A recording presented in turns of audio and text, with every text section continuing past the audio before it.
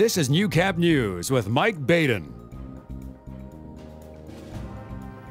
Good evening, thanks for joining us. Carrie, Bandits had a tough game against the first place team last night.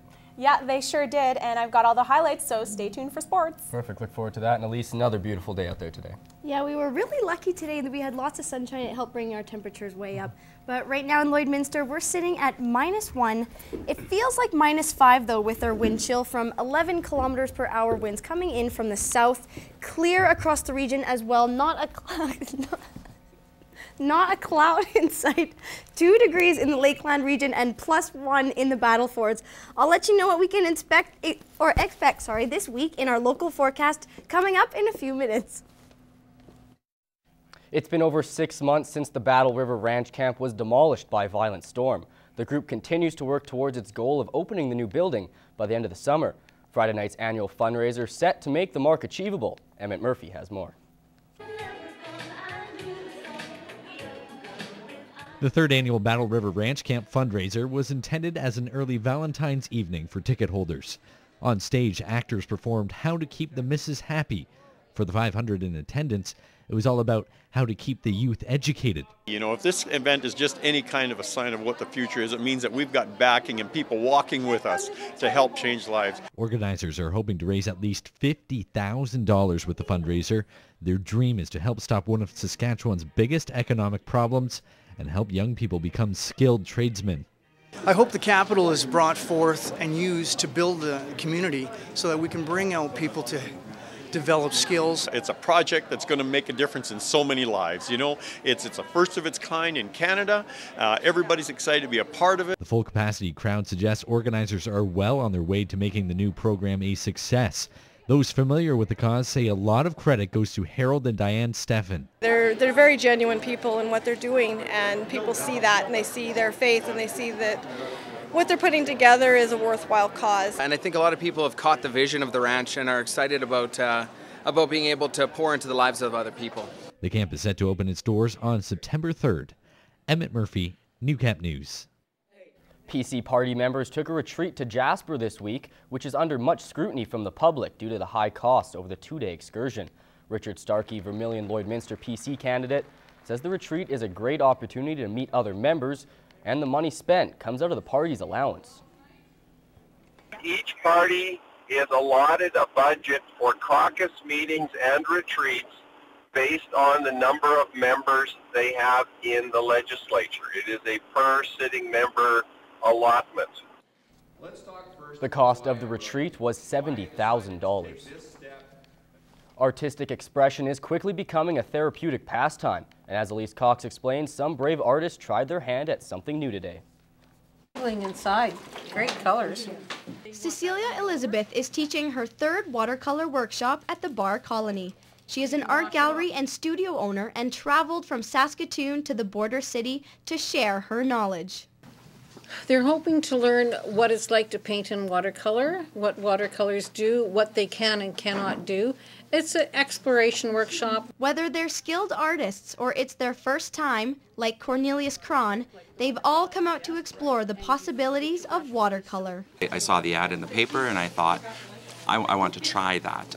It's less of a formula than the acrylic painting was. It's very organic. You have to react to what the paint is doing and what the paper is doing. And students quickly learned watercolor is not so easy to work with. You work on wet paper with wet paint. It's very hard to make it do what you want to do, so there's lots of techniques a person has to learn in watercolor. I've learned that I have a lot more to learn. There is something new. Every time I try something different, you get a different result. And sometimes you try the same thing and you get a different result. So it's definitely made me interested more in watercolor, and I'd love to take more classes. Motivating her students is just what Cecilia is looking to achieve by inspiring a new hobby for students or helping people enjoy the quiet time they can spend with themselves while painting. And a lot of my students come to class and they say, I totally forget about my work day. I really love coming here. I play quiet music. I get away from everything. I forget about everything that happened home. It's very therapeutic. So for therapeutic reasons, or just trying to learn something new, Students were able to walk away with more than just beautiful art to call their own. Elise Cox, Newcap News. The Bandits were wrapping up their regular season last night, and despite locking up the 3rd seed for the playoffs, they were looking to end the season on a high note, going after their 8th straight win as they played host to the league's top team, the Vegreville Rangers.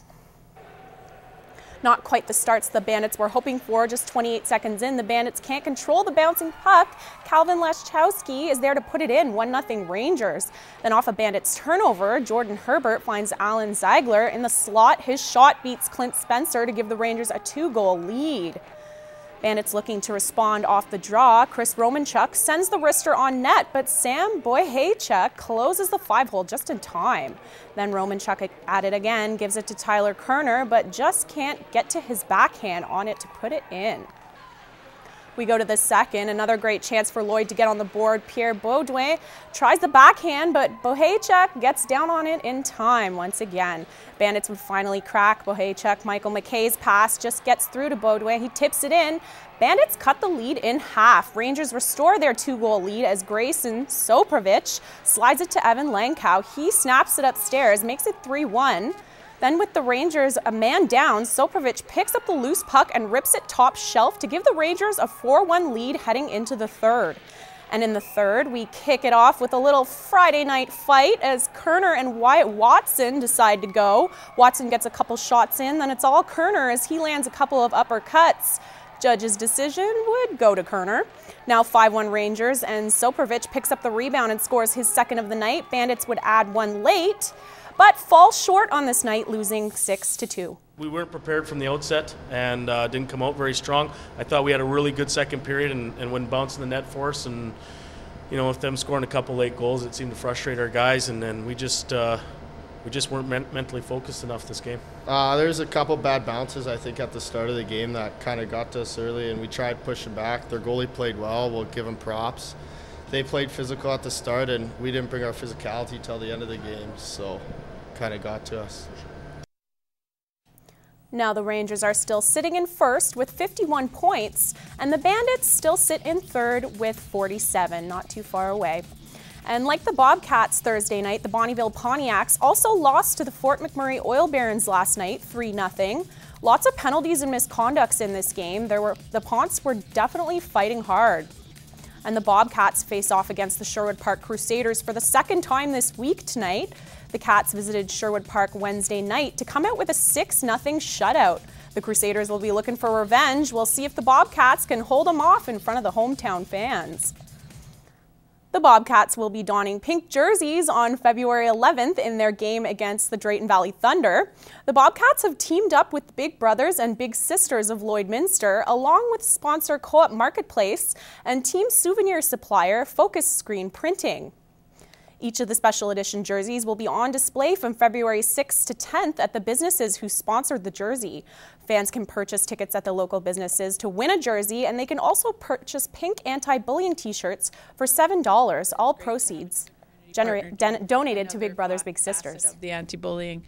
The money from this campaign will go towards our after-school program, where we do on a daily basis deal with bullying and, you know, cover that with the kids and give them the tips and strategies for dealing with bullying.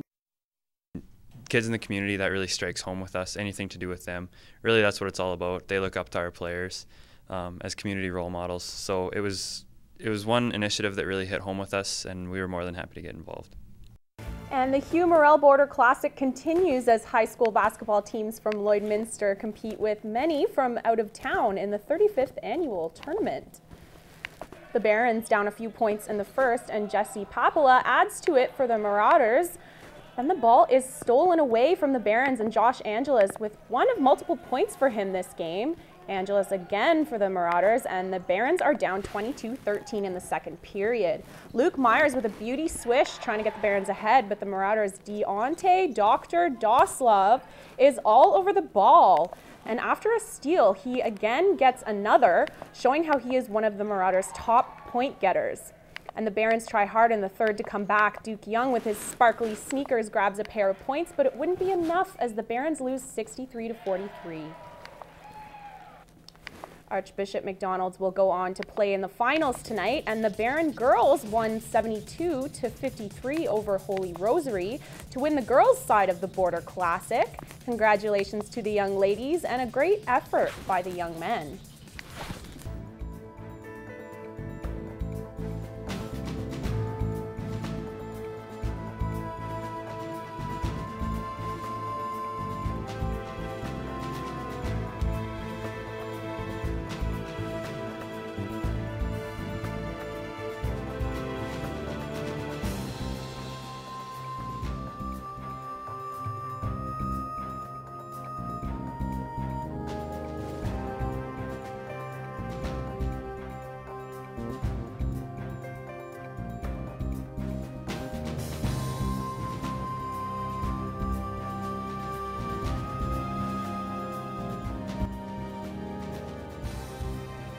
Makeup provided by Vivid Hair and Aesthetics.